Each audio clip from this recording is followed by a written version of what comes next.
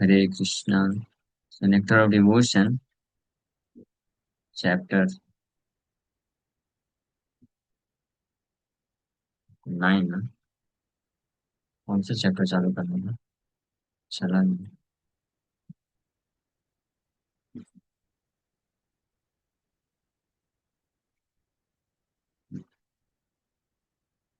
Krishna Krishna further consideration और devotion principal ये हम लोग कर लिए थे। इसी को करना है। Blasphemy, tilak, tulsi beads,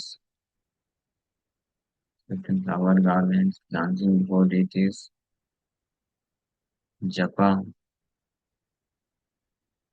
reciting notable prayers, ये हो गया था आई थिंक लास्ट था। Observing aarti and celebrations of the lord, seeing the deity. अब नेक्स्ट चैप्टर है। हाँ, ये बहुत महत्वपूर्ण चैप्टर है, techniques of hearing and remembering. श्रवण करने का टेक्निक। और स्मरण, श्रवण और स्मरण की महिमा का वर्णन इसमें किया जाएगा। सो हियरिंग,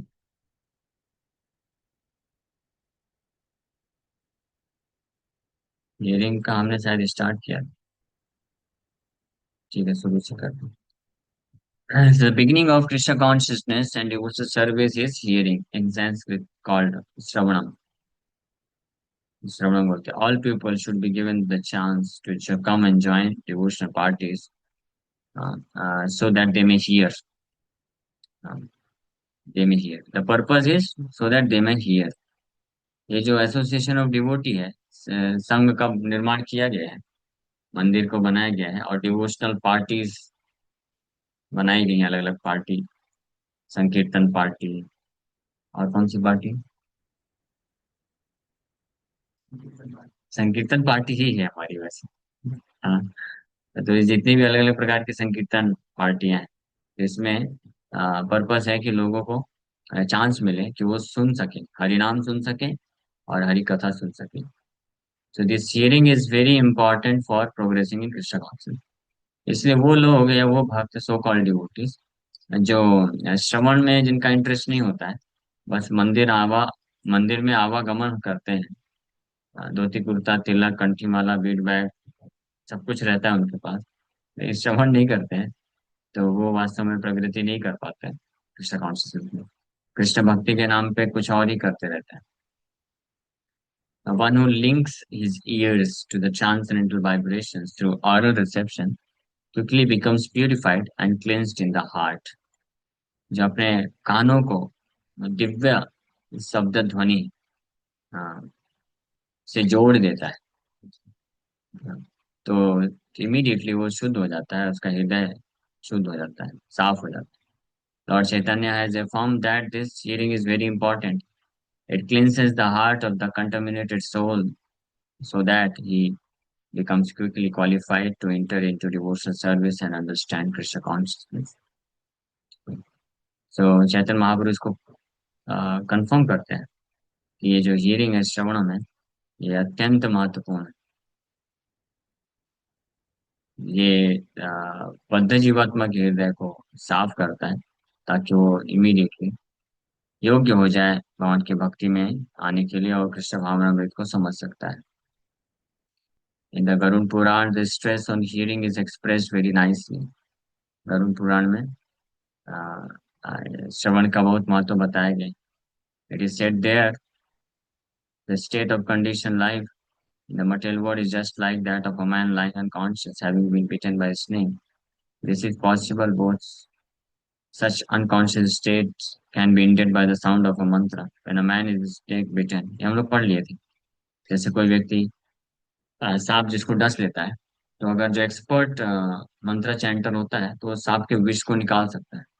उसी प्रकार से अगर एक्सपर्ट चैंटर्स ऑफ दिस मंत्र, एक्सपर्ट हो जाता है कोई हरे कृष्ण महामंत्र जप करने में, तो अपने आप को ये जो डेडली ये स्नेक है क्या, पॉइजन ऑफ सेंस ग्रेटिफिकेशन, इंद्रिय तृप्ति का जो विष है, जो हमको डस लिया गया है, तो उससे अपने आप को व्यक्ति मुक्त कर सकता है। इंद्रिय तृप्ति के विष से अपने आप को व्यक्ति मुक्त कर सकता है by expertly chanting. One who becomes expert in chanting this Hare Krishna Mahamantra. The Hare Krishna Mahamantra का ये potential.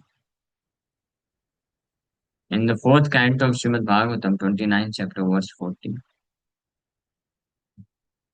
the importance of hearing of the pastimes of the Lord is stated by Sukadeva Goswami to Maharaj Parikshit। चौथे स्कंद के 29वें अध्याय के वर्ष 40 number श्लोक में श्रवणम के महत्व को, भगवान के दिव्य कार्यकलापों के श्रवण को, यानी हरि कथा, कृष्ण कथा के श्रवण को सुनने का महत्व बताया गया। परीक्षित महाराज सुखदेव गोस्वामी बताते हैं, my dear king, one should stay at a place where the great acharyas, holy teachers, speak about the transcendental activities of the Lord, and one should give oral reception to the nectarian river flowing from the moon-like faces of such great personalities. If someone eagerly continues to hear such transcendental sounds, then certainly he will become freed from all material hunger, thirst, fear, and lamentation, as well as all illusions of material existence। Parikshit Maharaj को बोलते हैं कि हे मेरे प्रिय राजन, राजा, व्यक्ति को ऐसे स्थान में जाना चाहिए जहाँ पे महान आचार्यगण भगवान कृष्ण की दिव्य लीलाओं का वर्णन करते हैं, और उनके द्वारा ये अमृतमय नदी जो प्रवाहित होती है उनके moon like faces of such great personalities. हाँ, तो उनसे श्रवण करना चाहिए अमृतमय, लेकिन इसमें एक कंडीशन लगाई गई है, if someone eagerly continues to hear. Eagerly मतलब बड़े इच्छा के साथ, तत्परता के साथ, एक बार दो बार नहीं, जस्ट कंटिन्यू करता जाता है, सुनता जाता है, सुनता जाता है, सुनता जाता है, तो धीरे धीरे then certainly he will become freed from all material hunger, thirst, fear and lamentation। अपने समस्त भय, शोक और भौतिक जगत के मोह से, माया से, साथ ही साथ में भूख प्यास से भी मुक्त हो जाएगा व्यक्ति। इतना पावरफुल है ये, सोचिए। माया से मुक्त होने का एक तरीका बताया गया। अनफॉर्चुनेटली जो व्यक्ति माया में फंस जाता है, जो माया में जिसको ज्यादा तरीके से घेर लेती है, तो उसका सबसे पहला जो रिपल्शन होता है वो कृष्ण कथा से होता है। उतना ही वो रिपेल करने लग जाता है, वो सुनना पसंद नहीं करता है।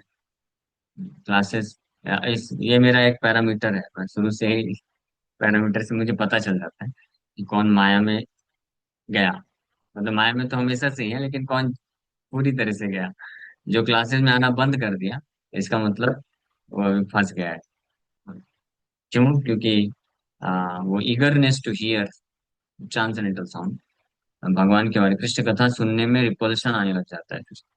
लेकिन इसीलिए यहाँ पे बोल रहे हैं कि जो तत्परता के साथ बस कंटिन्यू करता रहे ये दिव्य ध्वनि को सुनना, तो निश्चित रूप में वो माया के मोह से मुक्त हो जाएगा। माया का, ये भौतिक जगत का मोह है, illusions of material, all illusions of material existence. And out of all illusions of material existence which one is the greatest? बताइए, मालूम? भौतिक जगत के जितने भी भ्रम है, मोह है, उसमें सबसे ज्यादा भयानक मोह क्या है? देहात्म बुद्धि। ये सबसे बड़ा इल्यूजन है, अपने आप को शरीर समझना और ये शरीर से संबंधित वस्तु, व्यक्ति, स्थान, परिस्थिति को अपना मानना। इसी को बोलते हैं अहम और ममा। अहम ममेति इति भाव, अहम ममेति। तो इस भाव में आता है जब कोई व्यक्ति शरीर, तो इमीडिएटली वो ये भौतिक संसार के वस्तु, व्यक्ति से आसक्त हो जाता है और भूल जाता है पूरी तरीके से, with no feeling at all, भूल जाता है कि मेरा वास्तविक संबंध तो भगवान हरि के साथ। तो ये इल्यूजन, ये दूर हो सकता है अगर कोई तत्परता के साथ बस भगवान के बारे में सुनता जाए। Sri Chaitanya Mahaprabhu also recommended this process of hearing as a means of self-realization in the present age of Kali. In this age, it is very difficult to follow thoroughly the regulative principles and studies of the Vedas, which were formally recommended. However, if one gives oral reception to the sound vibrated by great devotees and acharyas, That alone will give him relief from all material contamination. तो चैतन्य महाप्रभु इस process को recommend करते हैं, this process of hearing as a means of self realisation. वर्तमान स्थिति में आत्म साक्षात्कार प्राप्त करने का जो सर्वोत्तम विधि है, वो महाप्रभु इसको स्वीकार करते हैं, क्योंकि इस युग में अन्य जितने भी साधन है, रेगुलेटरी प्रिंसिपल्स, वैदिक अध्ययन करना, ये सब पॉसिबल नहीं है। लेकिन अगर कोई बस महान आचार्य, महान भक्तों के मुख से बस सुनता चला जाए, सुनता है भगवान के बारे में, ऑरल रिसेप्शन जिसको बोलते हैं, ऑरल रिसेप्शन का क्या अर्थ है, ये हमने एक क्लास में वो डिटेल में चर्चा किया था, आप में से किसी भक्त को याद होगा शायद। So that alone will give him relief from all material contamination, इससे वो हर प्रकार के भौतिक कलमश से मुक्त हो जाएगा। So therefore, it is the recommendation of Chaitanya Mahaprabhu that one should simply hear from authorities who are actually devotees of the Lord. तो चैतन्य महाप्रभु रिकमेंड किए हैं कि हमको सुनना चाहिए अथॉरिटीज से, यानी बोनाफाइड अथॉरिटीज। और वो कौन है? जो भगवान के भक्त होते हैं, उन्हीं से सुनना चाहिए। अवैष्णव मुखोद्गीर्णम पूतम हरिकथामृतम श्रवणम नैव कर्तव्यम सर्वोच्चिष्ट यथापय।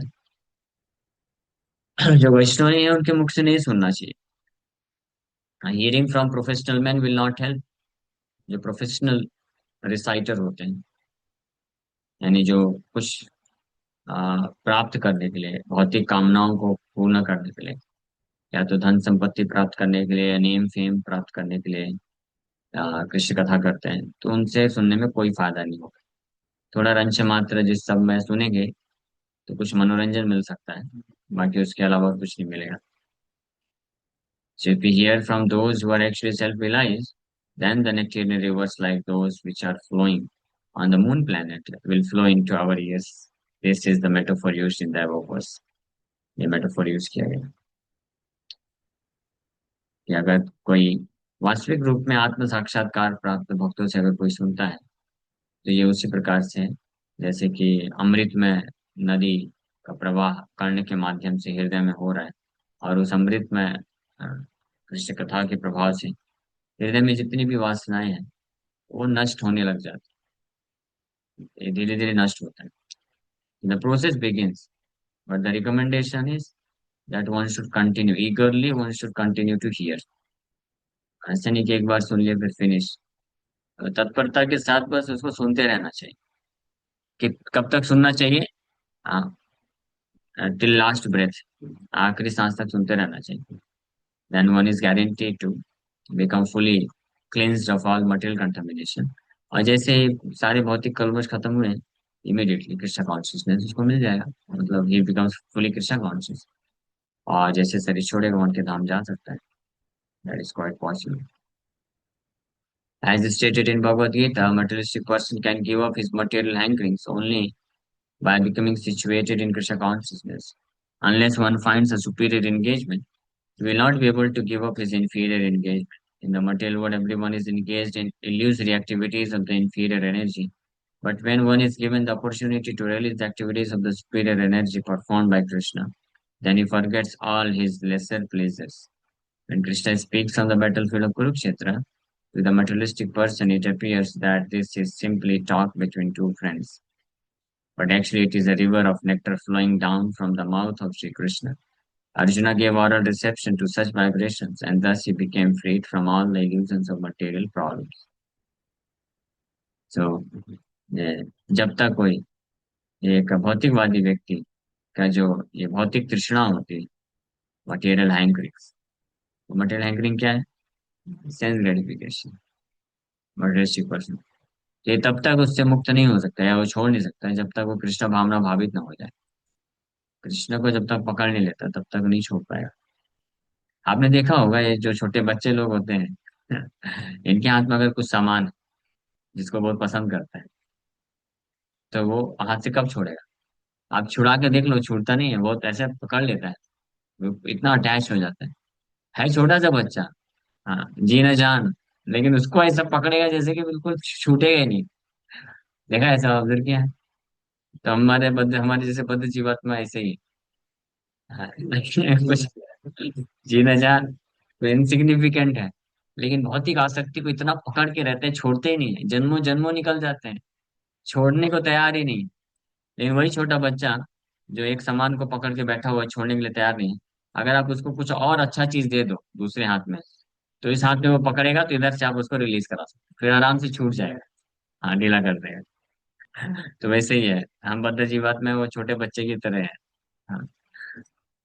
जो इंद्र तृप्ति की वासनाएं हैं संसार में, सुख भोग करने की जो इच्छा है, जो हमको बार बार फंसाती रहती है जन्म मृत्यु के चक्कर में, इसको व्यक्ति तभी छोड़ पाएगा जब वो कृष्ण कॉन्शियसनेस, कृष्ण भावना भावित हो पाएगा, कृष्ण के प्रति आसक्ति हो पाएगी, फिर अपने आप वो छोड़ देगा।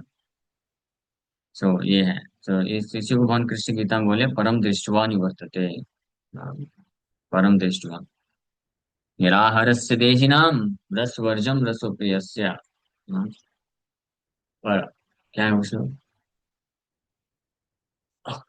निराहारस्य देहिनां रसवर्जं रसोऽप्यस्य परम दृष्ट्वा निवर्तते। शुरुआत कर सकते हैं। हाँ, विषया विषया विनिवर्तन्ते निराहारस्य देहिनां रसवर्जं रसोऽप्यस्य परम दृष्ट्वा निवर्तते। तो ये इस प्रकार से इल्यूजरी एक्टिविटी से व्यक्ति मुक्त हो सकता है। तो ये जो नेक्टर है ऑफ कृष्ण कॉन्शियसनेस, वो क्या है? वो भगवान कृष्ण कुरुक्षेत्र के युद्ध में वो अमृत में नेक्टर प्रदान किए, जिसको बोलते हैं गीतामृतम। गीतामृत है वो, the nectarean song of Lord Krishna, जो सारे इल्यूजन को खत्म कर देता है। So in the 12th canto of Srimad Bhagavatam, 3rd chapter, verse 15, it is stated, a person who desires unalloyed devotional service to Lord Krishna, who is praised by transcendental sound vibration, should always hear about his glorification and transcendental qualities. This will surely kill all kinds of inauspiciousness in the heart. तो भागवतम के 12वें स्कंद के तीसरे अध्याय के 15 number श्लोक में बोला गया है कि ऐसा व्यक्ति जो भगवान हरि, भगवान कृष्ण के चरण कमलों में शुद्ध भक्ति प्राप्त करना चाहता है, तो उसको भगवान के गुणगान और दिव्य गुणों के बारे में हमेशा सुनना चाहिए। हमेशा मतलब डेली वन शुड हियर, और rather we can say all the time. कीर्तन ये सदा हरि, all the time one should hear, सुनना चाहिए। इससे निश्चित रूप में उसके हृदय के जितने भी इनऑस्पिशियसनेस है, वो सब नष्ट हो जाएंगे। ठीक है, तो थैंक यू वेरी मच। इसी के साथ यहीं पे विराम करते हैं। किसी वक्त का कोई प्रश्न है तो